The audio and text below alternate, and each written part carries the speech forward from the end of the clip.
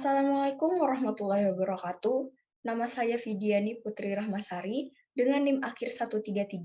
Saya dari Program Studi Agroekoteknologi tahun 2020 Fakultas Pertanian Universitas Brawijaya. Di sini saya akan memberikan tanggapan saya terkait tugas mata kuliah Pancasila pertemuan minggu ke-7 tentang video pembelajaran yang diberikan. Yang pertama, video tentang Pancasila bukan murni hasil dari pemikiran bangsa Indonesia, dan video kedua tentang Pancasila tidak melarang adanya ateisme.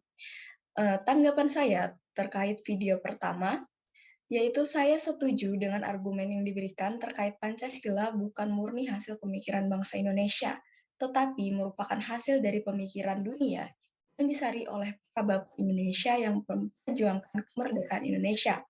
Bangsa Indonesia pada dasarnya merupakan bangsa yang sangat kental dengan sejarah dan kebudayaannya. Wilayah Indonesia yang luas, baik wilayah laut maupun wilayah daratan yang subur, telah menjadi daya tarik bagi berbagai macam bangsa asing untuk singgah dan kemudian menyebarkan kebudayaan baru. Dari sini, bangsa Indonesia menjadi bangsa yang terbuka dan dapat menyerap kebudayaan serta pemikiran asing yang datang. Sehingga bangsa Indonesia menjadi bangsa yang kaya dengan warisan budaya dan juga pemikiran filsafatnya. Selama budaya dan ideologi yang masuk dapat dicerna dan disesuaikan dengan sosial dan tata nilai dalam masyarakat, maka budaya dan ideologi ini dapat terus berkembang secara berkelanjutan.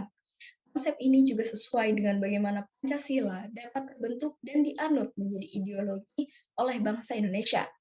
Sejarah, bangun pemikiran, nilai sosial, serta ideologi dunia yang sesuai dengan kebutuhan, cita-cita, tujuan bangsa Indonesia, serta nilai-nilai kebudayaan yang ada, kemudian dijadikan suatu pedoman dalam kehidupan bernegara yang sampai saat ini masih dipertahankan di Indonesia. Terkait tanggapan saya untuk video kedua tentang Pancasila tidak melarang adanya ateisme.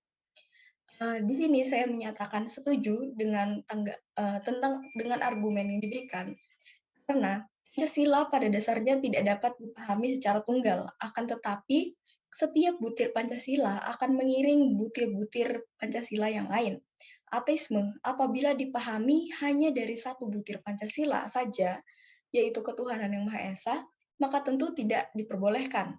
Akan tetapi, bila diilhami dengan butir-butir Pancasila yang lain, maka tidak ada yang salah dengan menjadi ateisme selama tidak menyebabkan kerugian terhadap orang lain dan mengganggu kehidupan berbangsa dan bernegara. Melihat esensi dari sila kedua dalam Pancasila, dapat diketahui bahwa sila kedua merupakan cerminan dari humanisme yang menjadi ciri khas manusia di Indonesia untuk mewujudkan cita-cita kemakmuran dan kebersamaan atas nama kemanusiaan. Sehingga manusia dapat secara independen melakukan apapun dan memperjuangkan setiap cita-cita tanpa pada saat yang sama ada campur tangan Tuhan di dalamnya. Kemudian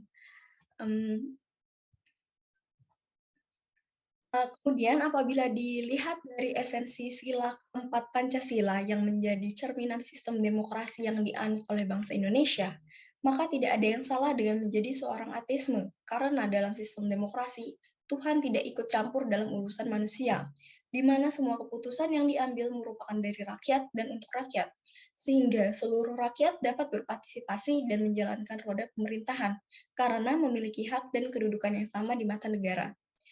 Kemudian, dalam bentuknya, ideologi dan sistem yang diberlakukan di Indonesia benar-benar tidak melarang seseorang menjadi ateis. Menjadi ateis ataupun menganut suatu agama itu merupakan pilihan bebas setiap warga negara sebagai hak yang dilindungi oleh undang-undang. Intinya, selama tidak ada pihak yang dirugikan dan mengancam kedaulatan negara, maka tidak ada yang salah dengan menjadi ateisme di Indonesia. Kemudian, lepas dari pandangan boleh atau tidak boleh menganut ateis di Indonesia, fungsi ketuhanan juga sebenarnya memiliki peran yang sangat penting dalam kehidupan bernegara. Setiap agama yang diakui di Indonesia pada dasarnya mengajarkan dan membimbing seseorang menuju kebaikan. Dengan kepercayaan bahwa setiap tindakan baik akan mendapat kebaikan dan setiap kejahatan akan mendapat hukuman, maka manusia senantiasa akan berperilaku baik dan adil dalam hidupnya. Maka dari itu, fungsi agama sebagai kontrol perilaku dalam kehidupan bernegara sangat penting untuk mewujudkan cita-cita bangsa Indonesia. Sekian tanggapan yang dapat saya berikan. Salah hilaf mohon maaf. Wassalamualaikum warahmatullahi wabarakatuh. Terima kasih.